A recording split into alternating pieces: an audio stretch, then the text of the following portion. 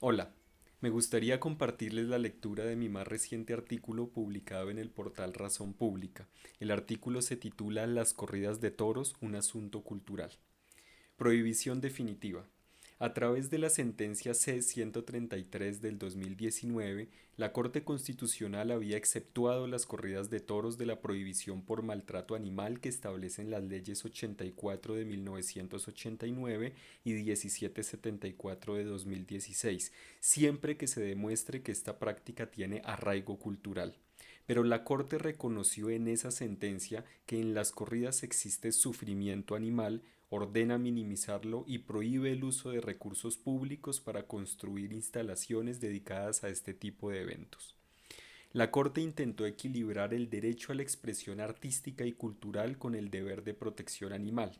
A partir de ese momento, la cultura se convirtió formalmente en terreno de disputa para una eventual prohibición total.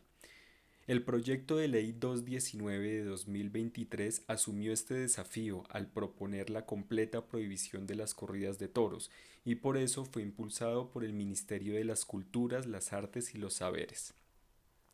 Un asunto cultural.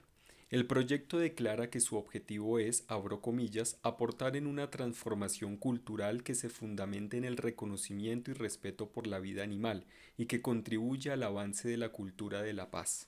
Cierro comillas. Frente a una concepción patrimonial y estática de la cultura, este proyecto comprende que la cultura es múltiple, híbrida y que se transforma constantemente, pero que, además, una cultura de paz en la que se pone en el centro la defensa y el potenciamiento de las formas de vida humanas y no humanas, resulta incompatible con los supuestos culturales que fundamentan las corridas de toros y otras actividades similares. Cabría preguntarnos en primer lugar sobre dichos supuestos culturales y si los argumentos contra las corridas en realidad plantean una alternativa ajustada a la cultura de la vida y la paz.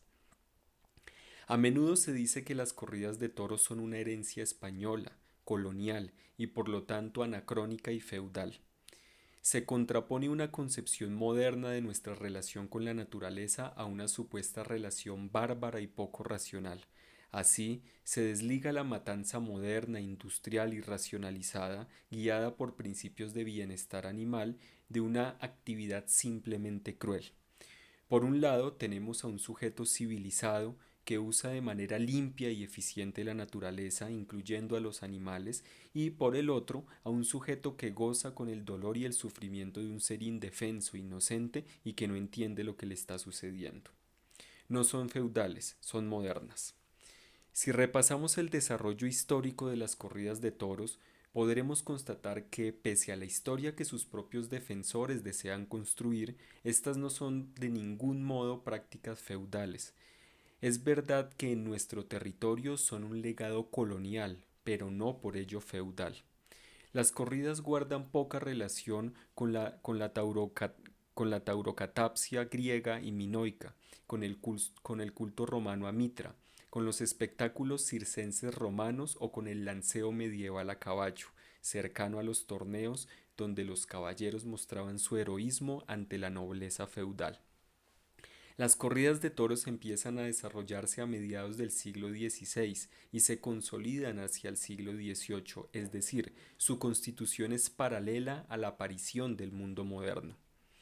El viejo lanceo a caballo medieval era una práctica asociada con la nobleza, que por lo menos se remonta al siglo XIII y que, contrariamente a lo que se cree, no fue bien vista por el clero. Pensar que existe un desarrollo lineal de las corridas que se remonta a la antigua Grecia, pasa por el mundo romano y se extiende al mundo medieval para llegar hasta la modernidad es solo un efecto de aquello que Enrique Dussel denominó mito de la modernidad. En realidad aludimos a actividades culturales muy diferentes entre sí y que en ocasiones entraron en tensión dentro de eso que solemos llamar cultura occidental. Del caballero al soldado de infantería. La especificidad de las corridas de toros radica en que su constitución y consolidación es paralela a la de la burguesía, en contra de la nobleza medieval. El universo de los caballeros heroicos que se preparaban como señores de la guerra y demostraban sus habilidades en espectáculos que estaban dirigidos esencialmente a la propia nobleza, le da paso a partir de 1554 al mundo de los guerreros a pie. En su momento, Maquiavelo expresaba esta lenta transformación como, como la de la primacía de la infantería popular sobre la caballería noble en la lenta constitución de lo que serán los ejércitos populares y permanentes, característicos del Estado-nación moderno. El toreo a pie constituye una metáfora viva de acuerdo con la cual quien se enfrenta a la bestia o a la naturaleza encarnada por el toro es un individuo común, no un individuo excepcional o aristócrata como lo pretendían los antiguos caballeros. Hondas raíces culturales. Por supuesto, las corridas de toros reeditan la idea occidental de que la cultura es superior a la naturaleza y debe trascenderla, así como lo humano es superior a lo animal. Pero esta vez dicha idea se encuentra asociada a un imaginario democrático, en el que el torero, al ubicarse a la altura del toro y del pueblo en general, no es un ser excepcional, sino la muestra del potencial de cualquier miembro de la humanidad. Esta transformación acontece al mismo tiempo que autores como Descartes apelan a la luz natural o a la razón como capacidad humana universal, en realidad masculina, en contraste con las ideas aristocráticas. La burguesía para este periodo es una clase emergente que debe establecer una alianza con los sectores populares para convertirse en la nueva clase dominante. Las corridas de toros son, pues, una actividad burguesa desde sus orígenes y dan cuenta de sus entramados simbólicos y culturales en general. Las corridas en la cultura colombiana. Reconocer lo anterior no es baladí, ya que en el periodo posindependentista se fueron desarrollando en nuestro territorio dos tipos de culturas burguesas con cierta adherencia entre las clases populares. Una cultura asociada con la herencia española, latifundista, rentista y ligada a la ganadería extensiva, y otra de corte más estrictamente capitalista e industrial.